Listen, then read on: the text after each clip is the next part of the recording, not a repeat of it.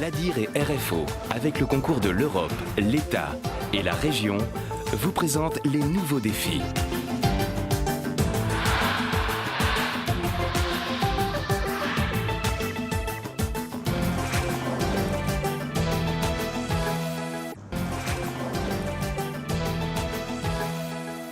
C'est vrai qu'on a des choses à partager, peut-être de plus en plus, pour ouvrir le collège vers l'extérieur. Je pense qu'il y a beaucoup d'échanges à avoir. Jocelyne Maison et Yves Plaquevent du collège Albert Lougnon ont quitté leur établissement le temps d'une journée, histoire de découvrir une entreprise spécialisée en électricité. C'est le but de l'opération menée par la Fédération régionale du BTP, Un jour en entreprise.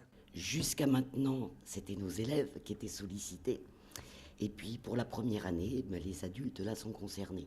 Donc on a choisi la CGLEC parce que c'est vrai que c'est un domaine qu'on ne connaît peut-être pas assez. Parmi les élèves de Jocelyne Maison, des troisièmes d'insertion, ce sont des jeunes de 15-16 ans en alternance en entreprise pour trouver leur voie. La visite sur le terrain permet aux professeurs de rencontrer des professionnels dont les parcours sont divers. Bonjour, Yves Plaquevent, principal du collège. Nicolas s'occupe de l'informatique, de tout ce qu'on appelle le moyen. Donc les moyens, ce sont aussi bien les véhicules que les outillages que l'on utilise. Nicolas Coutin a fait des études commerciales en vue de devenir vendeur. Un problème de santé et une voix faible l'ont forcé à se réorienter. Du coup, il a appris sur le tas. Par exemple, un métier comme je fais, je n'ai pas vu de formation propre à ce genre de métier. C'est vrai que je couvre plusieurs domaines, hein, donc on va mettre à part l'informatique, donc on peut trouver des gens qui gèrent l'informatique, mais la gestion de parc, outillage, véhicules et autres, donc j'ai pas vraiment vu des formations adaptées à ce genre de métier. 250, on va passer au diamètre pour les remonter, La matinée se poursuit, les questions des enseignants trouvent des réponses. La vie de l'entreprise et les différents métiers qu'elle accueille se dévoilent.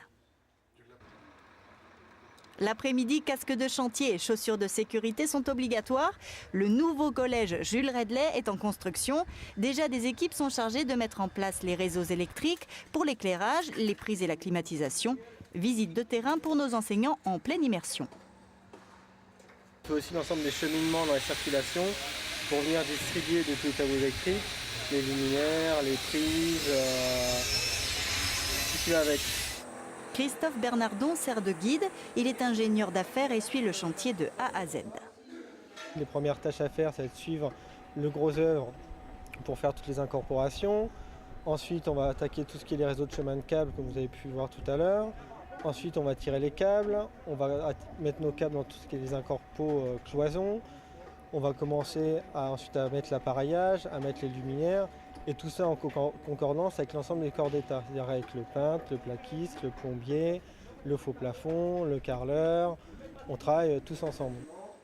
Cette journée en entreprise est riche en informations. Les enseignants en tirent déjà des leçons. Je pense qu'on va peut-être déjà démystifier un petit peu la notion d'entreprise et simplifier toute la démarche que l'on peut avoir vis-à-vis de ces collégiens pour leur montrer, pour leur expliquer que l'entreprise c'est simple. Toutes les personnes que nous avons rencontrées aujourd'hui, moi j'ai eu vraiment un sentiment où chacun se faisait plaisir à son poste et je crois que ça c'est important.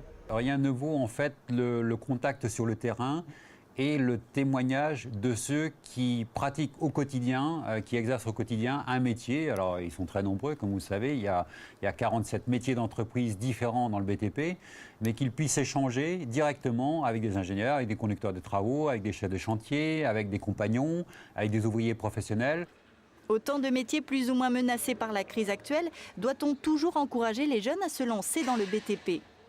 On a connu d'autres crises dans le passé, comme d'autres secteurs d'activité aussi. Néanmoins, au plan national, on forme 200 000 jeunes, plus de 200 000 jeunes par an qui rentrent dans nos métiers. Localement, c'est plus de 1000 jeunes qui sont en formation en permanence à La Réunion. Donc je crois qu'il faut quand même faire un pari sur l'avenir. Le collège Albert Lougnon est tout chamboulé. Aujourd'hui, il joue le match à domicile. Il organise un forum des métiers. Ce sont cette fois les entreprises qui viennent dans l'établissement présenter leurs différentes professions aux collégiens. Vous avez plusieurs corps de métiers qui sont représentés. Donc c'est la cellule du bâtiment et des travaux publics ici. Donc chacun va se présenter brièvement, expliquer son métier de la manière la plus succincte possible, mais tout en donnant l'attrait pour que les élèves puissent poser les questions. Et ensuite, chacun va avoir son propre petit atelier où les élèves viendront lui poser les questions qui les intéressent en particulier. C'est intéressant vu qu'ils nous ont expliqué ce qu'eux ils faisaient dans leur métier et ben voilà. Par exemple, le métier de climatiseur, ingénieur climatiseur, tu savais ce que c'était? Non, pas vraiment. C'est quelqu'un qui installe des clims pour des grosses entreprises. Moi, je voulais leur demander s'ils recrutaient des informaticiens aussi, mais apparemment, ils m'ont dit oui. Et toi, ça t'intéresse? Tu voudrais être informaticien?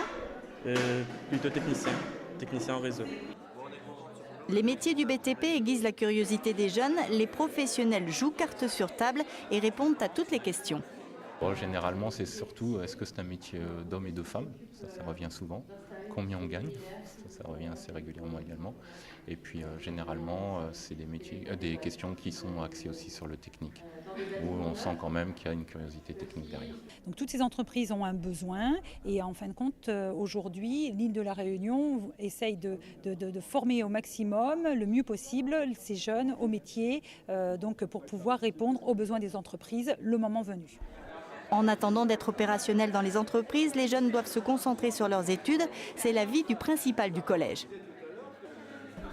Une rencontre comme aujourd'hui, elle est faite pour donner la possibilité aux élèves de découvrir des métiers, de leur montrer que tout est possible, que tout élève a droit à tout et que quand on est élève d'un établissement scolaire public, on peut accéder à n'importe quelle formation à condition de bien le vouloir.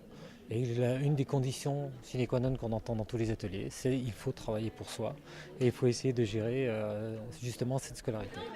Le temps des coulisses du bâtiment, un jour en entreprise ou les forums de métiers, le monde du BTP et celui de l'enseignement se rencontrent pour mieux se connaître et se comprendre.